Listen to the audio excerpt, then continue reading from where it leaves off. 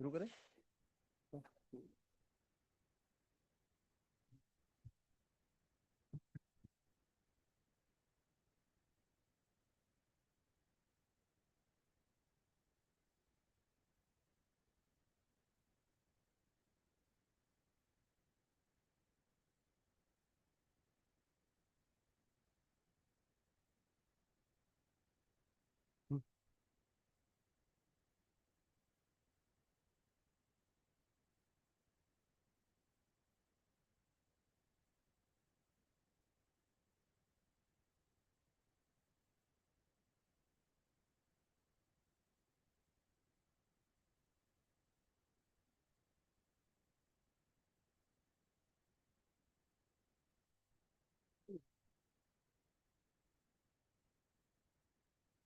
अरे आगे आ जाइए आप लोग, आगे सीट है भी इधर।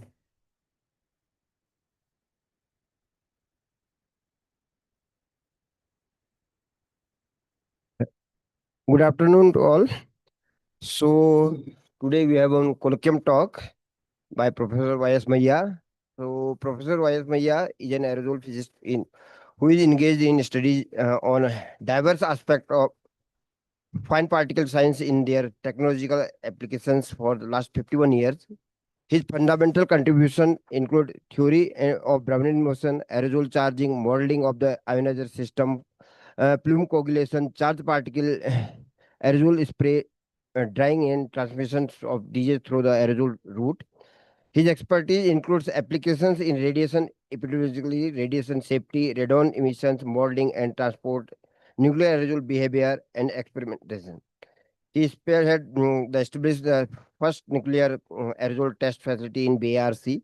Currently, wide radon mapping project and conceptualization the setting of up of outdoor air cleaning system in Delhi as a technological alternative for combating urban air pollution. He has authored 206 publications in referred journals and entered in generation of aerosol scientists during his long career at the Bhabha Atomic Research Center at and the Indian Institute of Technology, Bombay. Professor Y.S. Mayya was uh, nominated as aerosol pioneer by American Association of Aerosol Research in 2018. He was the president of Asian Aerosol Research Assembly in 2005 2007, member of editorial board of Journal of Aerosol Science 2004 to 2014, and received a KG Vora Memorial Award in 2018. Recently, he was conferred the ASTA Fellow Award in 2025. So today he will speak about small particles, big impact, a historical perspective on the global relevance of aerosol. So I would like to invite Professor Y.S. Mayya.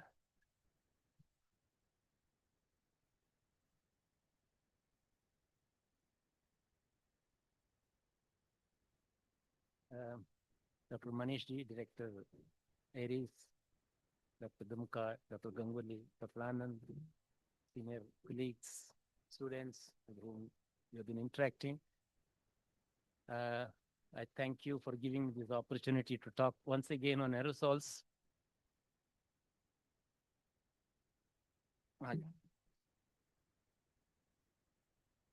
So I hope to be different from the morning talks.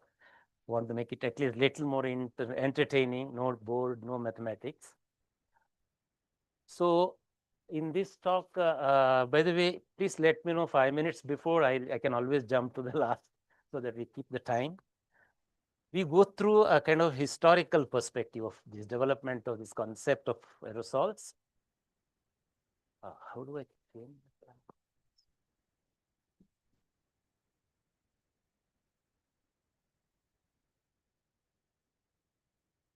Yes, so at the title says how the subject of small particles occupying less than 1 ppm of volume fraction of air has such a big impact today in the lives and in the future of Earth, the globe itself in some ways, yes.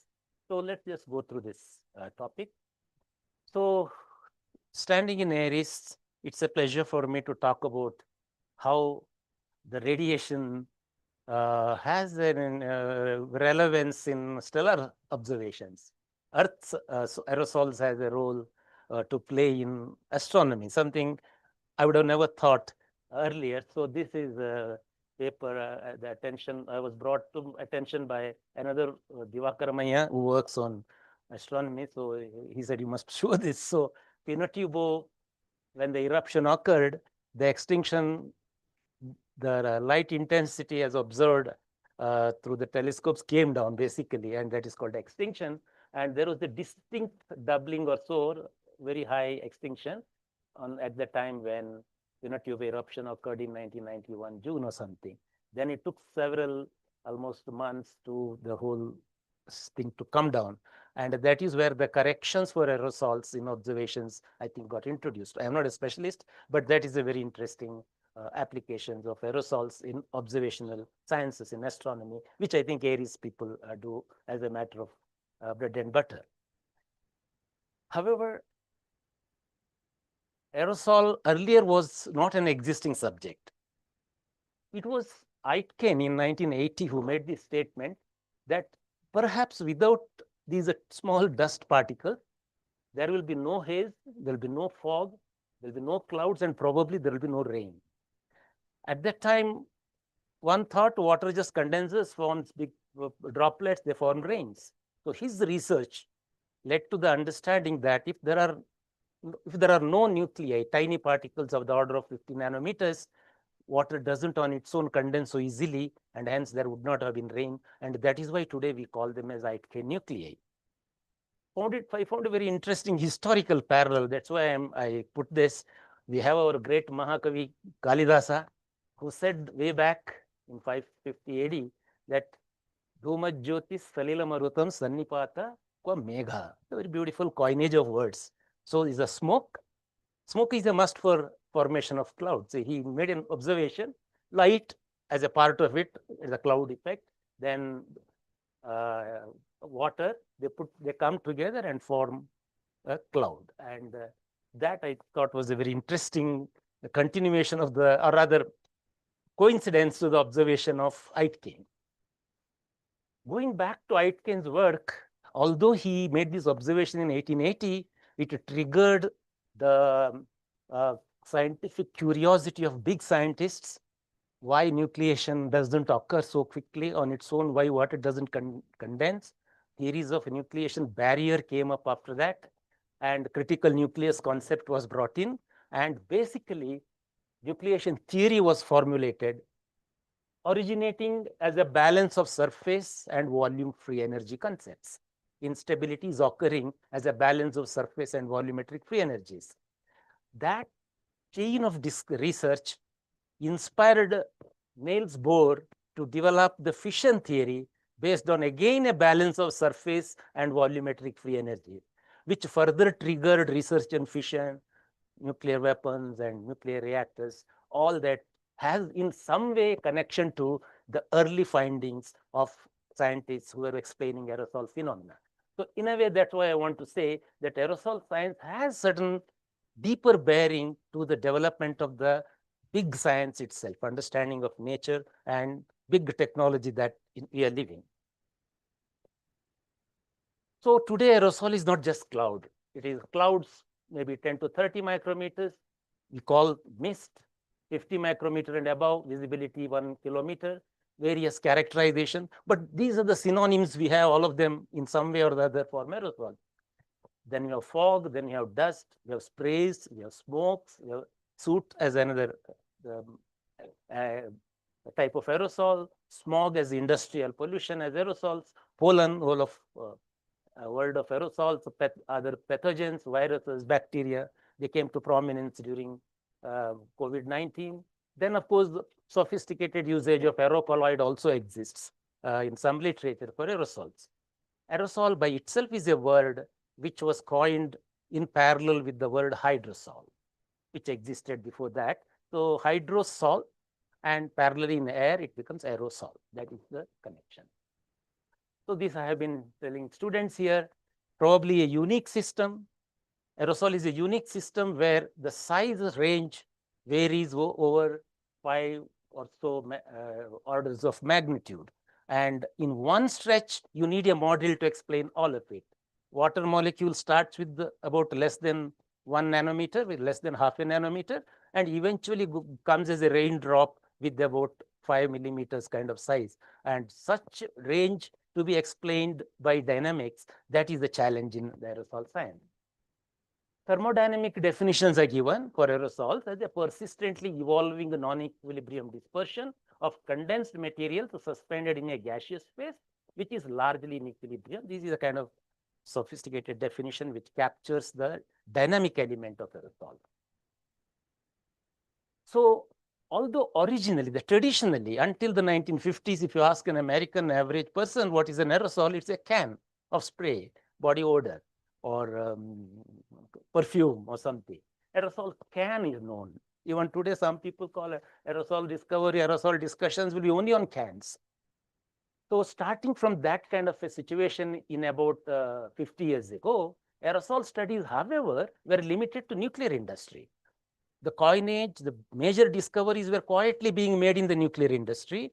Maybe I'll tell you in terms of filtration and in terms of lung deposition and all that. So atmospheric scientists were, of course, also studying for explaining natural phenomena, such as all the optical effects, electricity, Langevin models, and all that for understanding the large ions and small ions. It's more like an explaining natural phenomena. It is only in the late 80s the concept of nuclear winter was mooted in order to thwart the mad development of nuclear weapons. The two rivals, the scientists came together and said, whosoever, there may be a war, but there'll be no winner. It's complete mutually assured destruction. Ultimately, like the dinosaurs died, everyone will die because the the forest fires which rise out of it will cover the whole earth, and there will be complete darkness for years together, and whole civilization will perish. That was very much prevalent, this theory in 1980s. All that did was to trigger a lot of research in aerosol optics and aerosol coagulation modeling in the atmosphere. Lots of 10 years of lot of development took place. However, that is the time when real climate effects also were being studied, and that is how, and of health effects also started becoming, papers started coming on that. So the subject grew exponentially from that, and that is why it's a dramatic emergence after end of 1980s.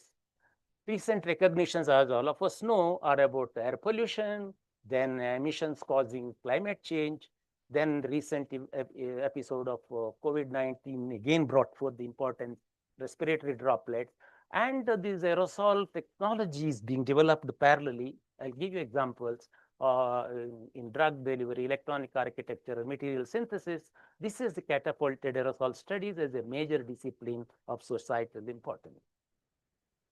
So in the context of air pollution itself, it has taken many branches, many dimensions, many people working on different aspects of it, generating source inventories, studying health effects, not only measurements, but epidemiology, toxicological studies, and all that.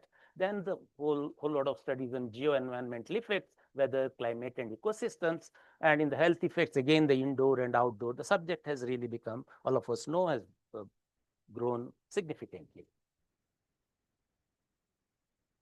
I had an interesting conversation with Chairman ISRO about 25 years ago. At that time, Dr. Kasturi Rangan, when we sought some funds from ISRO for holding conference in Trivandrum with ISRO, he was rather surprised that why aerosol people are having a separate association. It is just a constituent of the atmosphere. Sulfur dioxide people don't have an association. Nitrogen dioxide people don't have an association. Why this IASTA association has to come up? So he asked the query to Director BRC, Chairman ISRO to BRC, and BRC Director did not know all that is happening. So he found out who is these IASTA people, and it came to me at that time. So I had to go to Trivandrum and defend him. But that raised my, I realized that there is a need to answer that genuine question, why aerosol science needs to be a separate discipline. Is it not just a part of atmospheric science? So basically, we must understand that aerosol is not merely about air pollution, not merely about atmospheric particles. It is studying an underlying commonality in the entire gamut of aerodispersed systems with very wide-ranging applications, as I mentioned today.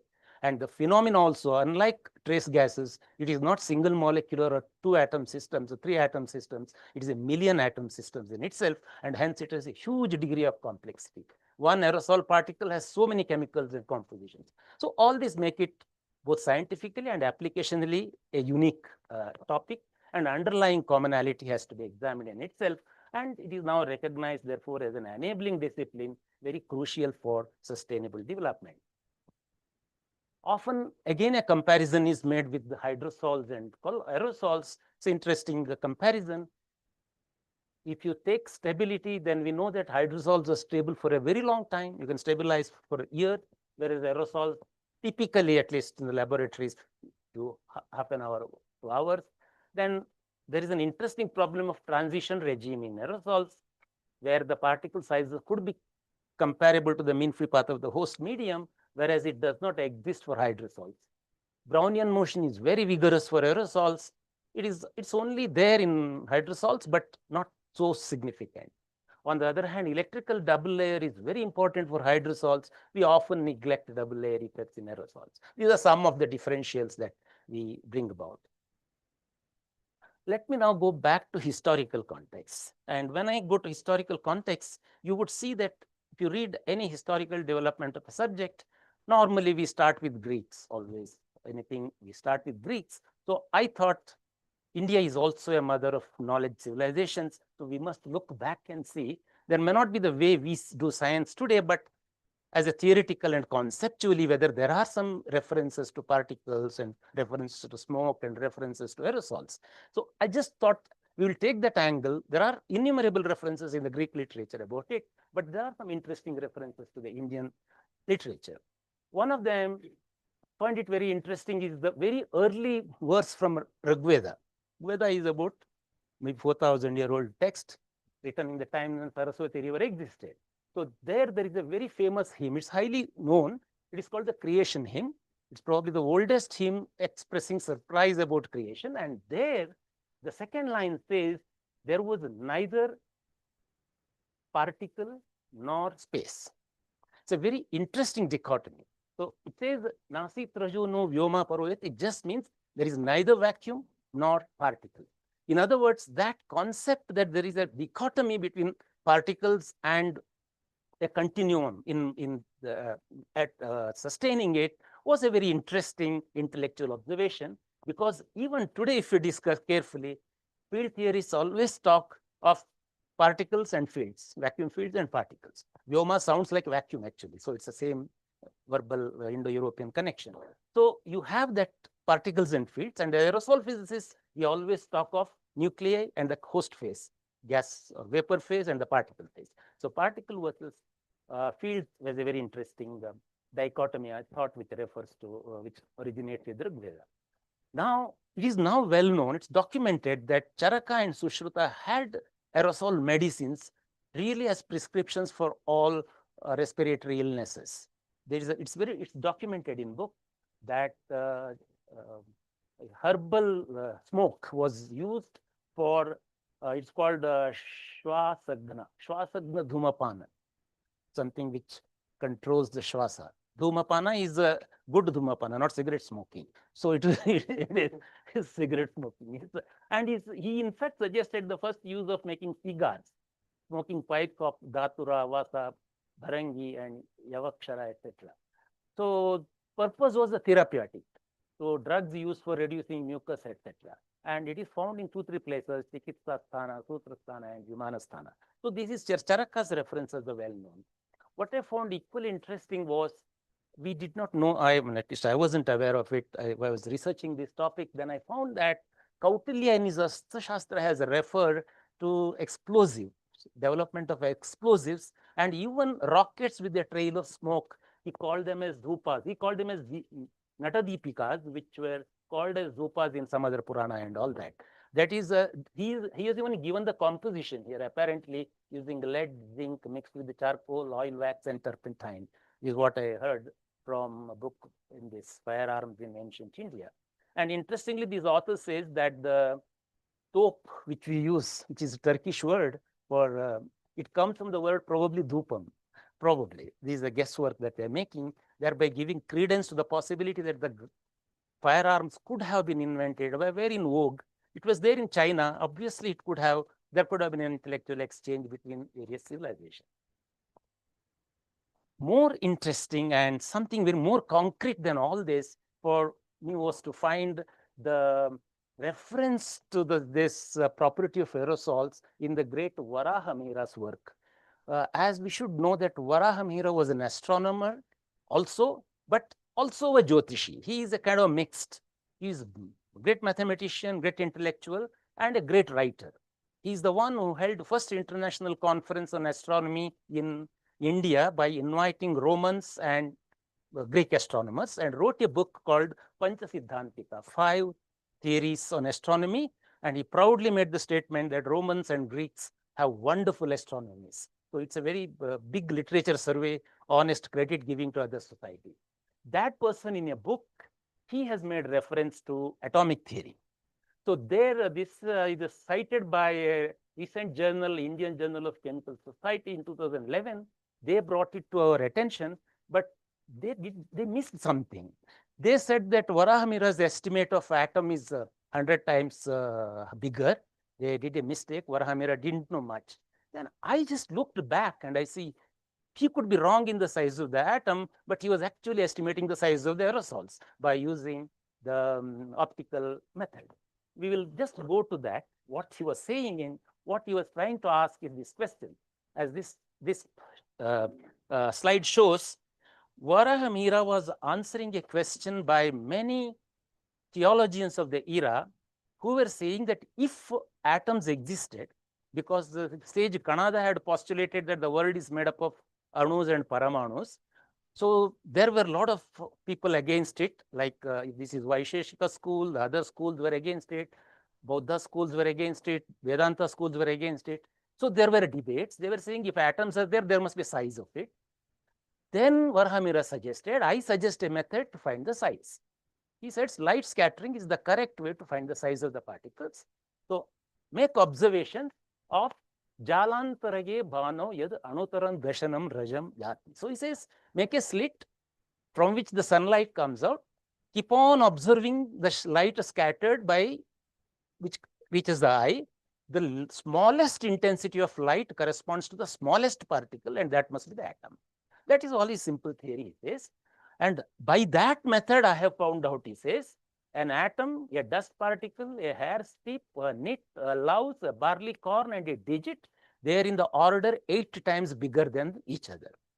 From this, you can go backwards. I did not know what a digit meant. Perhaps we have forgotten what he meant, but at least we know what a barley corn is.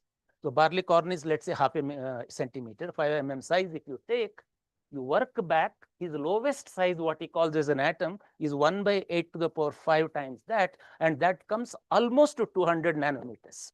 And we know that optical methods even today break down below 200 nanometers. And 200 nanometer is the size of the smallest particle you can estimate with an optical counter.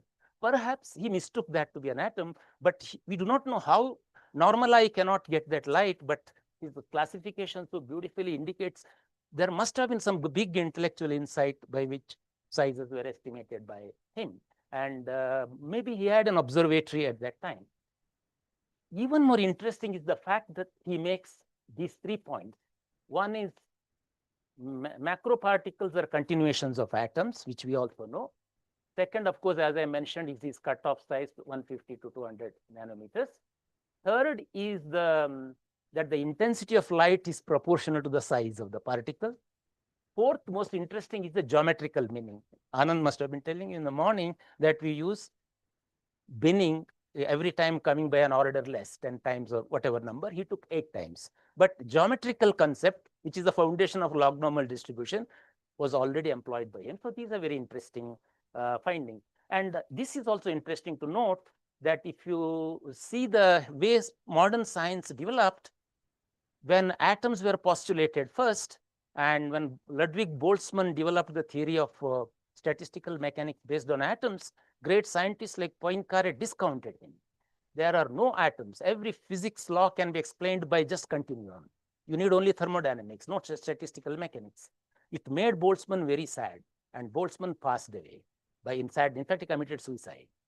It was just 1 year after that, following Einstein's, I'm going to mention it later, but pairing, he proved the existence of atoms by studying Brownian motion of large dust particles. So in other words, these are Varahamihira's connection of dust and the atom has a parallel between Perrin's connection of large particles with the atoms and conclusive proof for the existence of molecules.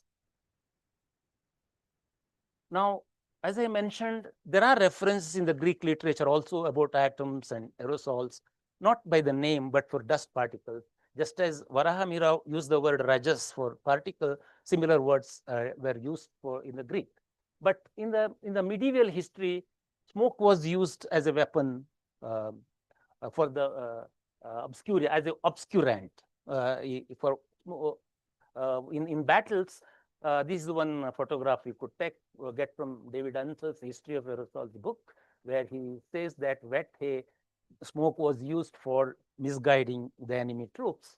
And more recently, aircraft generated smoke curtains were used in New York, just as a test study or something. And somebody pointed out a very interesting effect that when you have so much of smoke cover, it seems the cattle find it very nice to graze. They all come together and graze because that is the time when they are not bitten by mosquitoes and all that. It seems they find it nice. He made a very pleasing so-called collateral observation that 100 heads of cattle probably were enjoying the shade as well as they were shielded by the harassing flies. So this is a application in war, which is definitely must have been always true. War was a big promoter of science for thousands of years. So modern aerosol science, however, is recognized to start after the coinage of the word aerosol in parallel with the word hydrosol by the Americans say it is the Frederick Donnan, and the Germans say it is always Augustus Moss. And the typical European American difference is there, but around the same time. And of course, then as we know, the air pollution became a serious topic of study in Los Angeles in the 40s, Los Angeles smog in the 40s, and London smog in 50s. There was a spurt in activity of on air pollution, but it again died down once they could control it by source control methods. And the post-World War II revival of aerosol science, I would say, is essentially due to a Russian scientist called Fuchs, who was imprisoned. Rather, he was, I don't say imprisoned, but home, what is it called, house control or house arrest. He was not allowed to interact by the then Stalinist regime.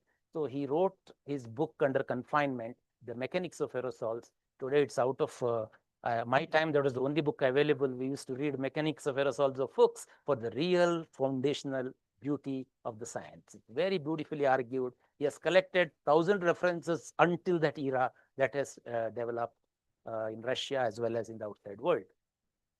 So Fuchs here, yeah, I want to show the Fuchs Karpov Institute. His Mechanics of Aerosol is a very famous book. Fuchs transition formula. We live with Fuchs. There is no formula of which we use which does not have Fuchs today. Another name we mention is often Sheldon Friedlander. He is the, I would say, ultra modern in the last few years. Friedlander's contribution to the promotion of aerosol science is phenomenal. He started aerosol reactors and aerosols in industry, introduced the word good and bad aerosols. Not all aerosols are bad, this kind of a understanding. And standing from an Indian standpoint, I will come more detail to this. Dr. K.G. Krishna Gopal Vora, I would say, was a founder of aerosol science in India in the 1950s and 60s. And he is, in fact, one of the founder members of Journal of Aerosol Science with the C&AEs. And his work is of very great depth on binary nucleation, on atmospheric chemistry, and many other aspects. Now, as I mentioned about good aerosols, it was a point referring to nanoparticle synthesis. we know that even natural aerosols are good aerosols. They're doing good job, bringing us rains and maintaining electric circuit, pollen transport. We quietly they're doing the pollen transport, pollinating plants, and we're having fruits and all. So also aerosol route to gas phase synthesis was popularized by him. 25% of the tires made of carbon black, deodorant, various types of sprays and inhalers, titania, the so-called pure materials route, single-step process of aerosol synthesis, titania, fumed silica, then other nanomaterials. Electronic architecture today is used. Korean scientists, you could hear their lectures, how electrofocusing of aerosol could be done to generate um, basically architecture. Then, yeah, many fuel cell materials and productions. It's a big industry with a lot of research also. And of course, health effects, we know inhalers, and lots of effort goes on into including insulin delivery via aerosol route. So on the whole, it seems it is about a multi-billion-dollar industry in the US and growing. So all this has led to very detailed understanding of formation of matter from atomic scale called the multi-scale modeling. So if you have to cover 6 decades of sizes, you must have modeling is also including all phenomena in a mathematical framework. So a lot of work is now going on in the area of multi-scale modeling also. It includes a lot of geometrical concepts such as fractal dimensions, because most of the times we see like soot, which does not grow into a droplet. It grows into a very fractaline structure. So one has to therefore describe such objects by fractal dimension and methods, which should therefore be a part of your model to predict what fractal dimension it is going to grow if for a soot or any other material. And it's very complicated subject. Kinetics is easy to do, but structure predictions are very, very difficult.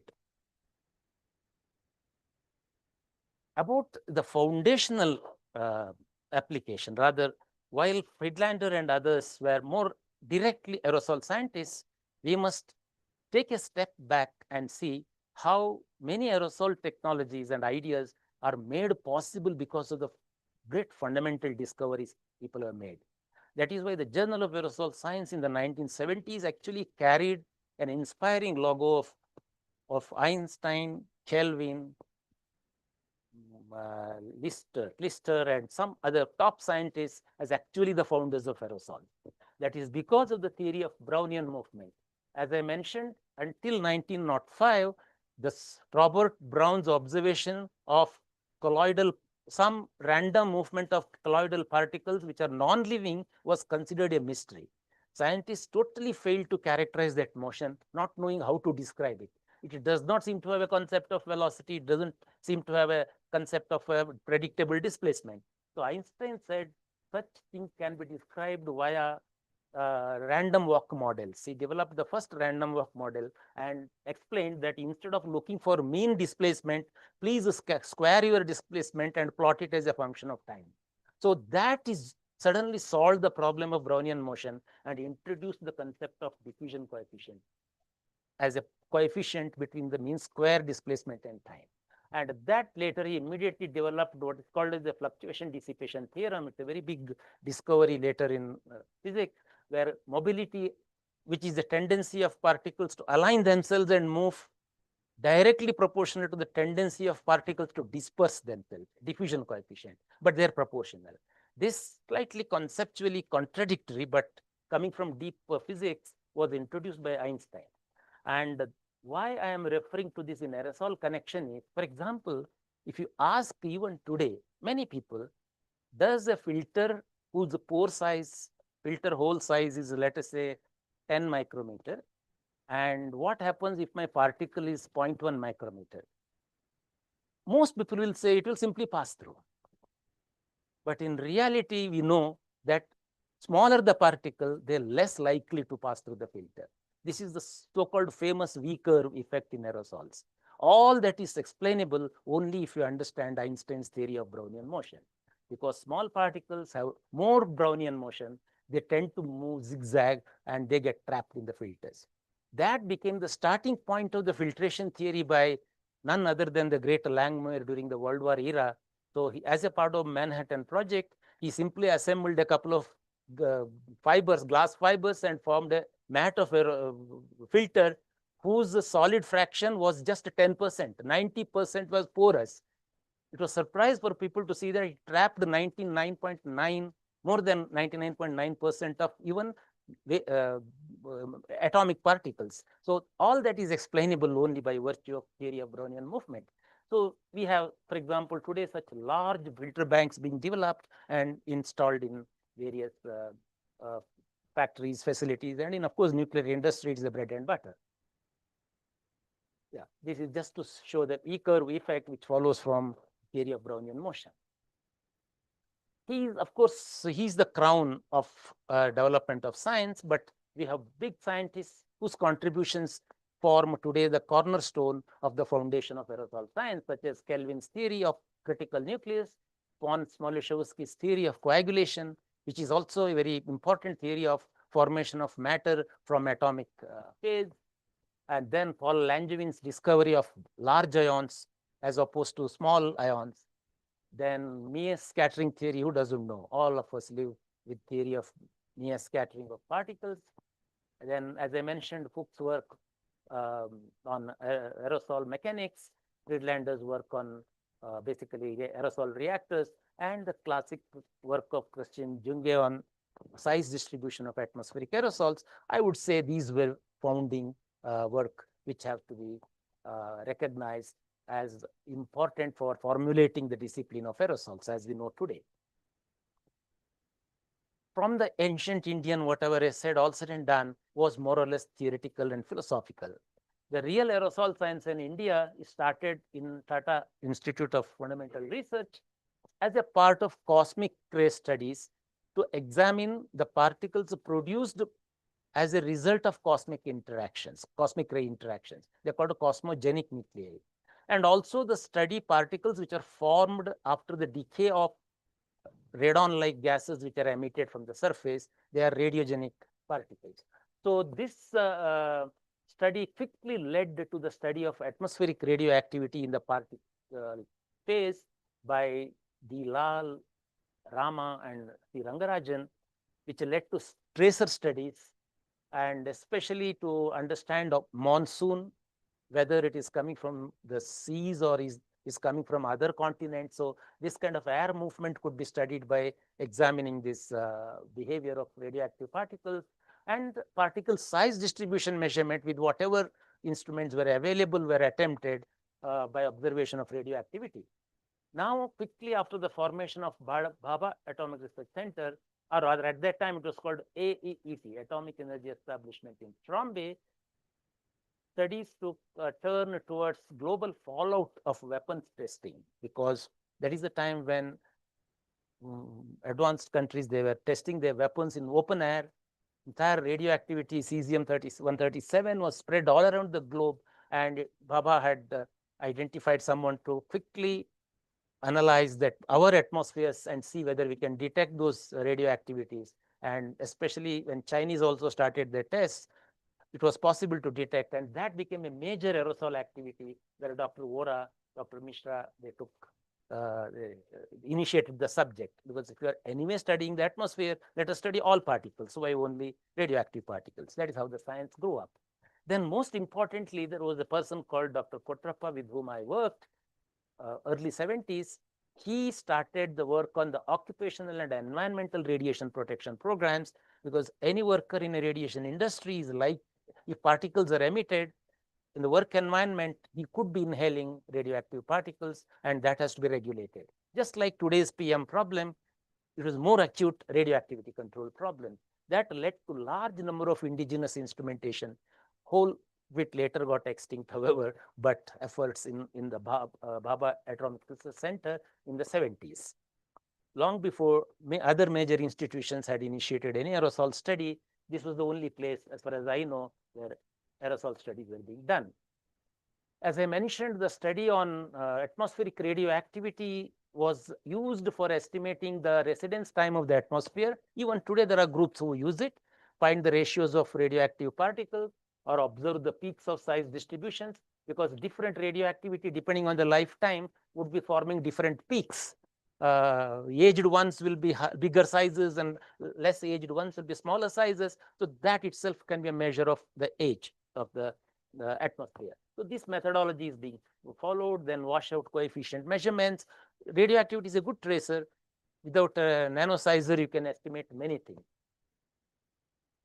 I would come to another important development which was taking place at the Bhabha Atomic Research Center was the filtration study. Today's filter technology, even as it was getting developed after the Manhattan Project as a big industry in the US, parallel developments were taking place at the Bhabha Atomic Research Center because filters are the key core components of protecting the public from radiation discharges. And large filter banks were developed.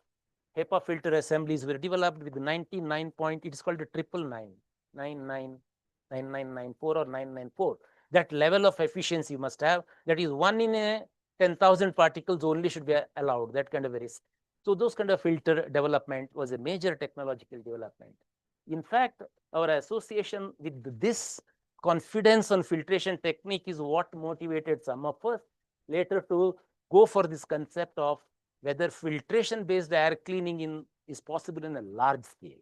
That is how we brought in the idea of as a testing facility, as a way to examine whether zonal air cleaning is possible, not to solve an urban problem, but whether I can create a clean air zone of about 100 meters or not.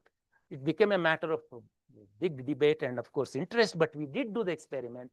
We did build this facility, showed that there exists a range of at least about 150 200 meters with 10 to 20% efficiency, but it's very expensive right now. So one has to work much more if one is interested in making it as a cost-effective technology on a scale where people will use it voluntarily to protect their township, their schools. This kind of concepts are possible. But it was an experiment. But the confidence came from our experience with the filtration technology, which will make sure particles are trapped efficiently. So as I mentioned, these are some of the pioneers I call in Indian aerosol history. Dr. Vora, as I mentioned, this is the Dr. Kotrappa, and this is Dr. Mishra, who founded the Aerosol Association. Dr. Dinesh Sani was a transport theoretician, whose contribution is a textbook level contribution on aerosol, and Dr. Nair is the nucleation theorist. Briefly to come to this, Dr. Vora was well known, his friends in the US, in Germany. And when he passed away in 1984, Ottmar Prinning, who was a German scientist, wrote a poetry on him. He had a nice, very human friendship they had, very deep. And he wrote an obituary in the Journal of Aerosol Science because he was one of the founding members. And the reason we remember Vora is for initiating complete activity on aerosols, both theoretical and experimental. He was primarily an experimentalist, but many theoreticians like Dr. Nair, they came with him to explain acid rain formation in those days using sulfur H2SO4 acid formation. So his studies on both fallout, for example, was very famous. Many major papers were published by his group in those days. He's a founding scientist. He was also a editorial member of the first edition of the Journal of Aerosol Science in 1970. Kotrappa, as I mentioned, was an instrumentation person, a person with whom I worked. He is a student of US professor called Mercer in University of Rochester. He was basically occupational radiation protection person. He did not complete his service in BARC. Halfway, he took voluntary retirement, went to US, established a company on electrolytes, became a millionaire, and he died in 2017 after a company. Because electrolytes he sold in millions because they were required for measuring radon and its decay products in homes. And radon was a big risk issue in the US. So he left the RPI and flourished in the US.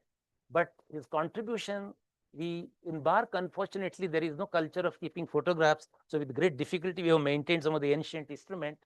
This is the forerunner called the mobility spectrometer. It was called the aerosol mobility spectrometer. Today, this instrument is a workhorse instrument. we buy from abroad, but 77 PhD theses of Dua and a couple of our publications exist.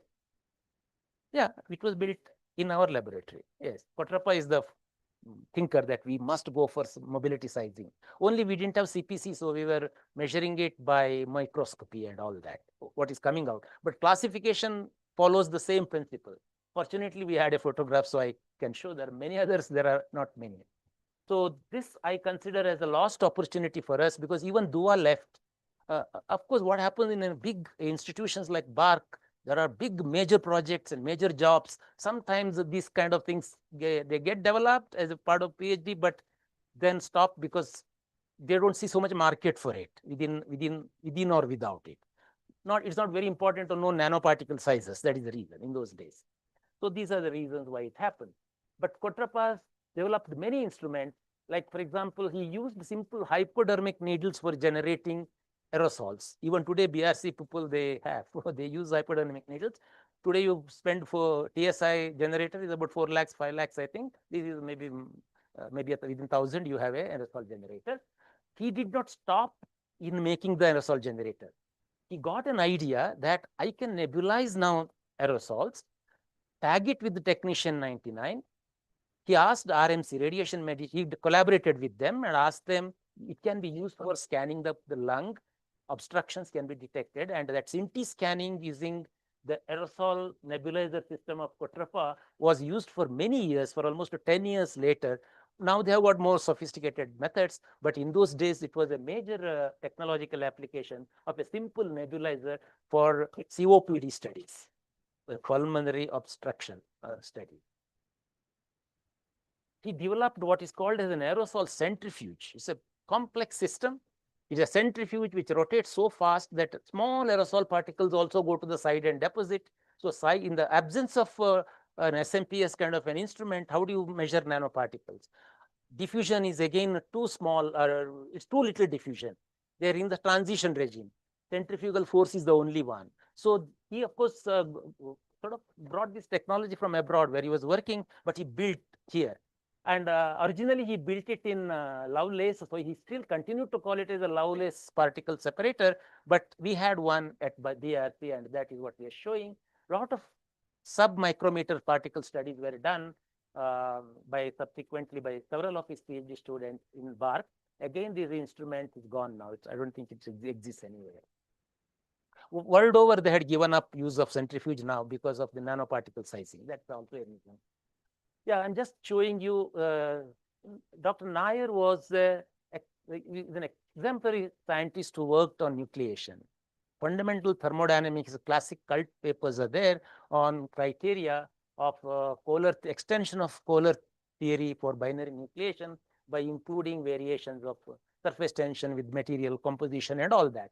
So just to bring attention that he's a very quiet kind of a scientist. Suppose they're still there, but made phenomenal contributions to the foundations of aerosols in Indian scenario.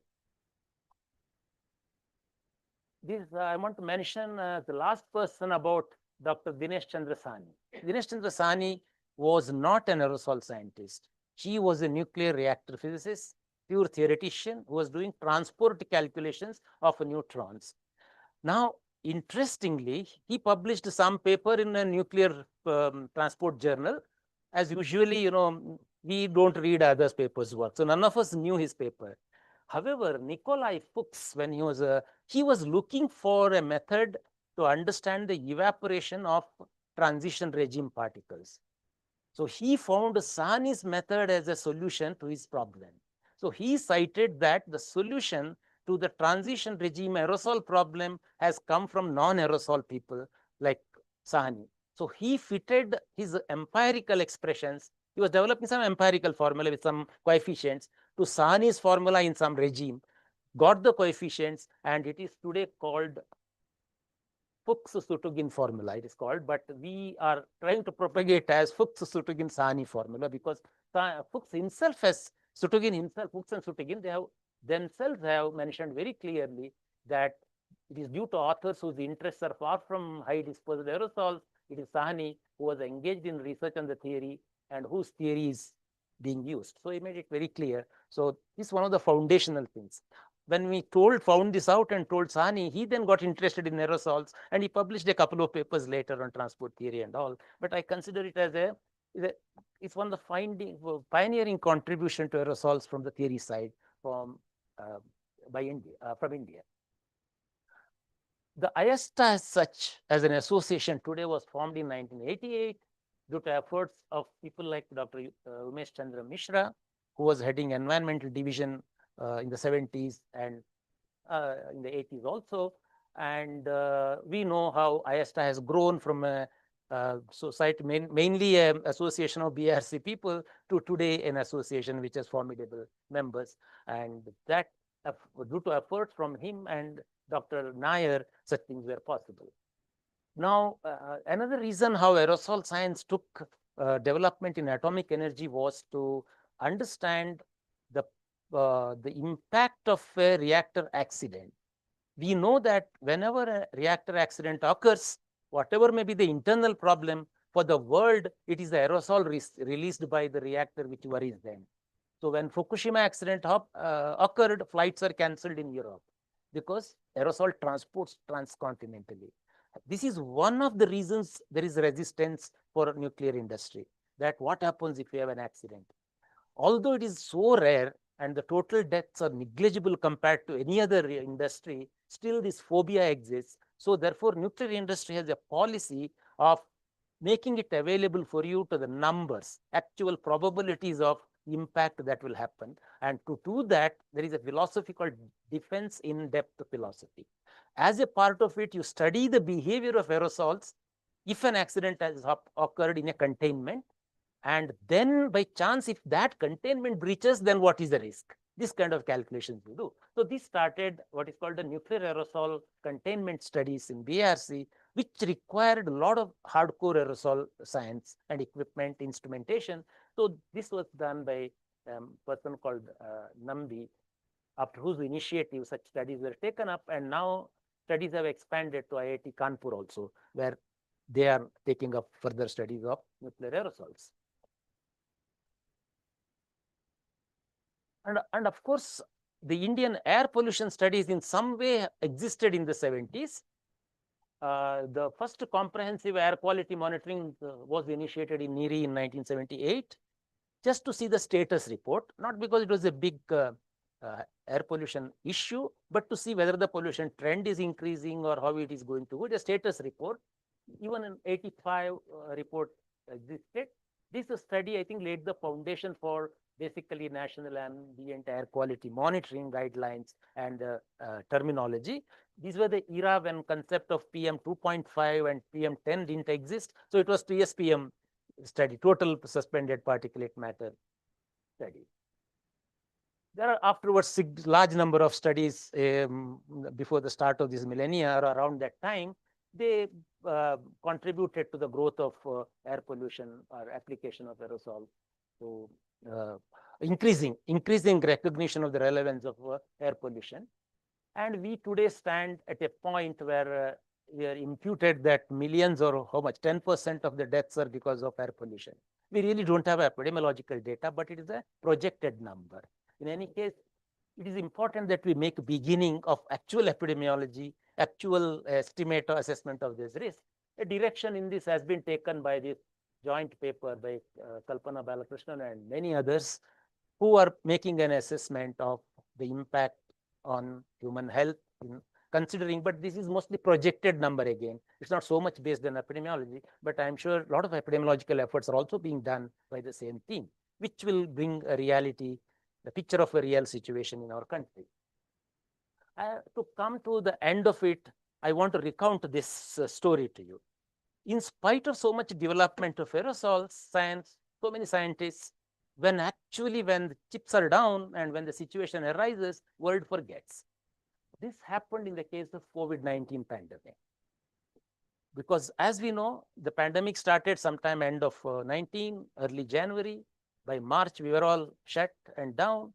And most of us were basically told that it is because of the fomite transmission, touch, avoid contacts. Nobody had an idea that people had, but they discounted the possibility of aerosol mediated transfer. The reason they thought why it spread so fast from China to Italy or others is because people very quickly ran away, they were infected, they flew very quickly. So while passing, you pass through by contacting in airports and other joints where everyone passes through. So that is how it spread, by contact basically. But however, it was in sometime in May, after few months of onset, WHO was also not recognizing it.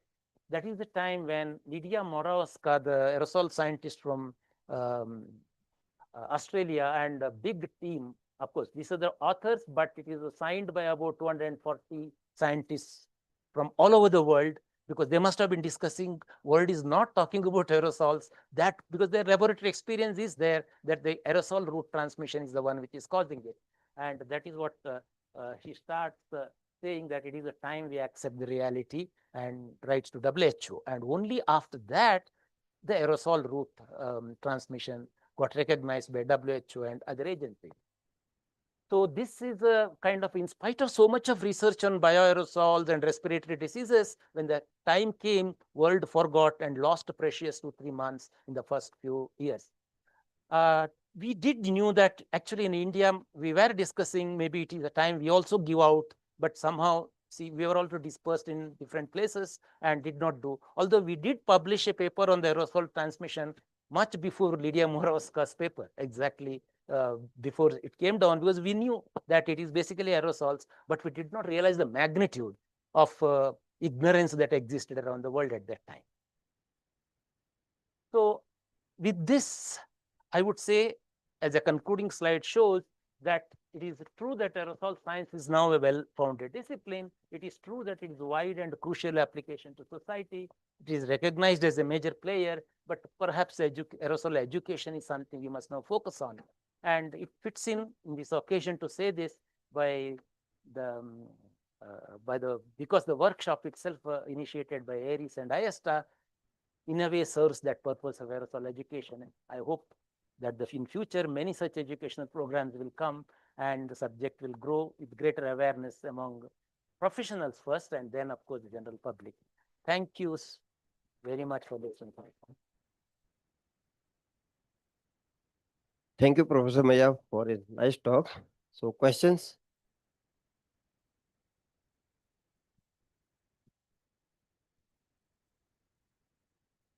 No question.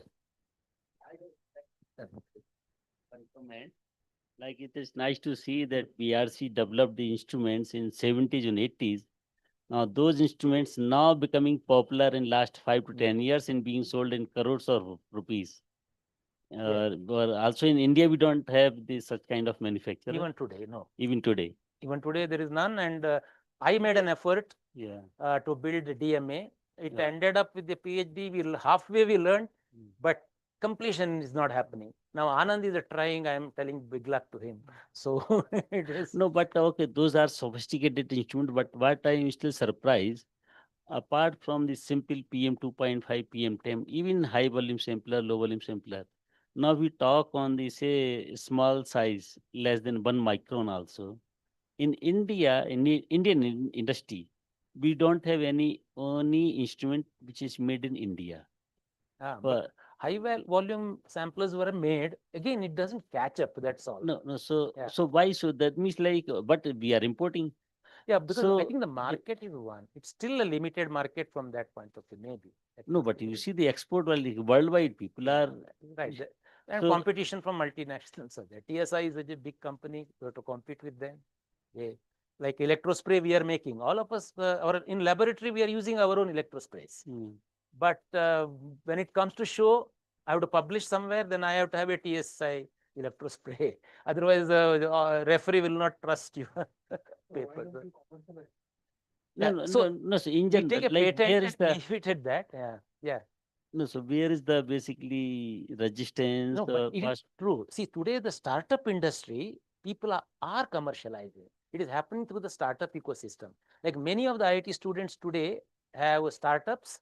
Many of our students are selling air cleaners. new ideas of air cleaners by adopting AC itself, the existing AC itself, which is very poor air cleaner in itself, but it's a very high airflow device. So you have to just attach a filter optimally. If you cover fully, then airflow will come down. So there is a optimized calculation, and he is selling, is doing big business by selling a filtration, like one. Then I think startup ecosystem will eventually meet this. And This is what I feel. on another comments, like also I've seen during my PhD time, the BRC also was doing very good in the health research also. Health research, when I see, basically on the impact on the particle or human body. But still, You are referring to whom, which work? in general, I've seen some division, some paper. Environmental division? Yeah. That is a So- Pandit, Fuji Pandit, what? Must be, yeah. So, but now if you see now in present situation, say in last 5 years or 10 years, They now closed- this issue is also coming up. If you see, like there is still no direct what say, matching between the health community and the scientists dealing with the atmospheric science or air pollution. Of course, some people I know that one Chandigarh person, Kaiwal or someone, he is slightly active. And but like so, no, so my question, like, what is your opinion? Where is the resistance? Like, why the medical community and this community? And Yeah. I'm seeing the BRC has the big Actually, role what, to. I will tell you what happens in BRC. Now I see the whole moment a thing goes beyond some level to public, BRC develops a bit of a cold feet, because after all, the ministry will say it is not his business to do health studies. They have to only focus on nuclear things. Why are they encountering into our discipline? So chairman and they don't answer that question. So they say, stop it. You do your research. Up to that, it's fine, because it's a national institute. You cannot be stopped. But going to public, being very careful. Like now I know some of my colleagues are working. I've been partly, we have the on earthquake detection. We have found a method which seems to be working fairly well. Yes, it does not want to talk about it in public. It's still in a research stage. Yeah. Yeah, there are many examples. In some areas, it has gone public, like I think water filtration, right? There, I think they have gone to public domain strongly. I mean, that's one possibility I am thinking. And secondly, activity somehow go with the person also. They don't nucleate. Thirdly, there is a resistance to indigenous instrumentation, even locally. People want to buy from abroad. If your money is available, imported equipment are better. So many technologies have suffered this. Medical imaging. BRC developed wonderful medical imaging. Developing anything, just buying whatever is available commercially, just buy it. Optical counters, even today we are buying. I feel sad about it every time we import it. It's something which can be done, which Kotrappa started, laser particle counter after this, and it's not difficult. I know it's not very difficult, but somehow we are not able to assemble together, reach competitiveness, reach that precision. So it is that value addition and fine ending is somewhere we have a problem. Yeah.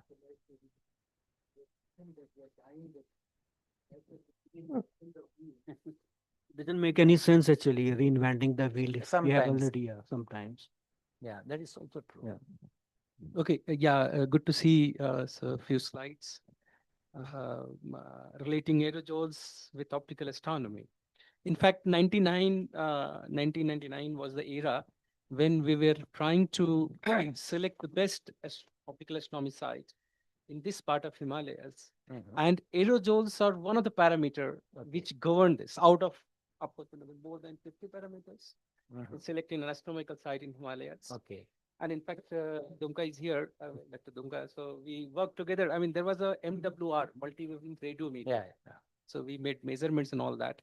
I just, maybe I wanted to comment also that this sky transparency, when there is a natural aerosol, that we call this for photometric nights. Your attenuation is very less. Yeah. And that we measure at the altitude, let's say 3 kilometers above Devasthal, maybe sometimes at Henley, which is a 4.5 kilometer above sea level. And what we have found is, particularly if you talk about ultraviolet region, so there extinction is low in comparison to other parts of the world. There are many other sites over globe, but what we have found is, particularly in 50 to let's say 500 nanometer, Okay. in that range, Wavelength, yeah. yeah, that wavelength, actually aerosol content is low. Particularly even at Devastil it is reflected. Some of the observation from Manora Peak also is reflecting. And we had an idea to do further research, combining day and nighttime aerosols and try to characterize further. And because this provides a niche Uh-huh. when you are doing optical see. astronomy. Yeah. So aerosol, I mean, in our case, provide a niche. And in fact, we are planning bigger telescope at Henley. Mhm. So these niche areas we are trying to catch. I Of course, we over the globe. Yeah. So okay. maybe you would like to Interesting. Yeah, yeah. comment. No, I really don't know this. You are saying that there's a small band of size group maybe, which doesn't attenuate where the concentrations are low, so those transmissions are higher, right? That's what you're trying to say. Maybe one has to look into the local reasons. Maybe they grow, maybe there's a hygroscopic particles or something, we don't know. But yeah, these are probably the interesting things in which different disciplines can come together and look. Yeah, maybe look for how, the I mean, theory of, that size about needs 350 more research. maybe, nanometer transport over globe, and how Exactly. pattern changes Yeah. or concentration changes over If the Himalayas. composition is different, Yeah. hygroscopy is different, Yeah. the yeah. aerosol behavior is different. So it is not just a function of size, it's a Okay. function of composition also. Okay. So maybe if area is a forest area or something, you may have, Right. the humidity can have a role. The particles are hygroscopic, then they may little grow and there may have a dip. It depends Yeah. on composition, but it's just one hypothesis. Could be many things possible. Yeah. We have a published data. I mean, Uh-huh. about the Rotella, So we have a spectrometer and we have a published data. It I see. clearly shows a dip in I that see. area. Okay. Yeah. Thanks. Just a small question from my side as well. Yeah. No. Yeah. Actually, you mentioned about this aerosol as a well-founded discipline today. Now, when we talk about a lot of air pollution which is coming up from the secondary pollutants, like, aerosol is like, as you mentioned, it's like transboundary, transcontinental now. Still, like, there is not a much policy intervention, because if this is a society, this is an association, why don't you take up with the ministries and actually with the stakeholders how to curtail this? We're talking about these aerosol as one of the areas which is like, giving a lot of pollutions as well, because secondary pollutants are the ones which we have to tackle now. Yeah. Because most of the states which are facing is like from the pollutions coming up from the neighbors. Yeah. So that's exactly what I thought, because if there is a policy intervention from this association, that should help, because nothing, you have to move towards the commercialization. Like, at least there has to be some technology in place wherein we can actually showcase, we can at least demonstrate, okay, now this is now we have to see the both techno-economic issues as well. So how are you, like, your association is Yeah. going to tackle that? So of course, now it's a new generation of association members. They have to get more active. Various generations had different roles. Maintaining the science, propagating a minimum activity was what it was going on, because it is not a highly funded association. It is just, association that started and it's growing with just the money of people who have registered. But now it has taken a stronger shape, as you said. At least right now, they're taking a policy of creating educational backgrounds, making it more mandatory for regulators to undergo a course, because right now aerosol is going without a proper course also. People are just, the subject is just going as such. Now, issue of converting knowledge or foundedness to a policy, it is the cup and the lip kind of a business. There are many agencies involved, right? Association, you are right. Maybe if you are a member of ISTA, please raise this issue and write to them. They should be able to write. But as I mentioned in the COVID example, scientists are aware, policymakers are not aware of it still. It happens at a global scale. And in India, as I mentioned, Pollution Control Board, you have an intermediate agency. It is their job to finally implement regulations. But we know even much grosser things. Develop the secondary organic pollutants, the primary culprits, emitters. I don't know if that is being implemented well. So there are various levels of implementations to be done, and all of us have a job, including ISTA, of course. So maybe we should bring in this awareness and create a group, and I'm sure that will reach somewhere. Basically, creating a white paper, a knowledge paper, and then pushing it collectively rather than some individuals mentioning this, and that is the right direction, I feel. Yeah. Thank you. Yeah. Hello, hi. Here. So first of all, very nice talk. You have very well articulated the historical context to the present time. I'm not from this field, so my first question is very basic. Like you have mentioned the different sizes of aerosols. Is it like the bigger ones are like the smaller one accumulated over the size and Yes. resulted in the bigger ones, or is there any window Yeah. like different in means like from this size to this size they can accumulate, and the next one is like different source of Yeah, yeah. they're in Good question. You are from which field? solar physics. Okay, so it's a very fundamental question. So there are modes what are called as the nucleation mode, the coarse mode, and the accumulation mode. So there are two sources. One is coming from nucleation, small particles, nanoparticle side. Another is coming from breakup of dust and breakup of water droplets from the coarse side. Now, when the mechanisms of removal, transport, condensation, movement, when it happens, it develops multiple modes and the vast array of range it goes into, and that is that sort of answer. So that you need not have local sources. These two end sources themselves can evolve into various modes by mechanisms. Okay. And the next question is like you have talked about till now like the present state, but when we are talking about the future, like in the aerosol stage, in when we are in the time of like machine learning and artificial intelligence. So one thing I can think of from your slides, like making better, taking help from artificial intelligence and making better filters, and for Yes. and the other thing like what are other thing that could be from this field, like interaction of aerosols with the other thing like clouds and atmosphere. Yes. So where you think that in future, in coming 5 to 10 years, these challenges will be tackled with the help of artificial intelligence? So what is your opinion? How Of helpful- course, yesterday I was telling students AI is a boon. We have to use AI, not run away from it. You should not blame it. But however, you need formal education to ask the right question to AI, because AI only repeats a parrot at the end of it all, right? So I have given 3 to 4 cases where it gives a wrong answer, but it gets intelligent. It's not easy to find the mistake. You have to really do various case studies and then find the mistake in the formula it is giving. So, but it learns. Next time, definitely it's better. So, AI, I think, is something which could be used for developing better control technologies. You can do much faster calculations today, more complex, more realistic type of calculations, definitely. And in India, you therefore need good control technologies, control at the source, and emission sources, and then of course personal controls also if required. So I'm sure that AI could help in this kind of things. In all areas, I feel AI has a big role to play. Yes. So let's thanks Professor Mayya. Thank you. So now I would like to request our director, Dr. Manish Nazar, to present a movement to do YS Mayya. I already have. This this is little bit different. Yeah, so that Thank also you. remember Getting it from your hand is a pleasure. we completed maybe 10 years of our telescope. Yeah. So this is input for that.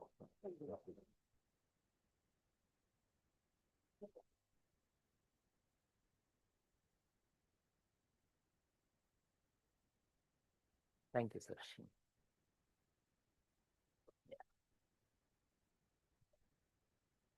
Okay हाँ तो निकालेंगे कभी घड़ी चलेगी तब तक बंद रहेगी अच्छा अच्छा ये लॉक है बैटरी निकालने के लिए क्या किया बैटरी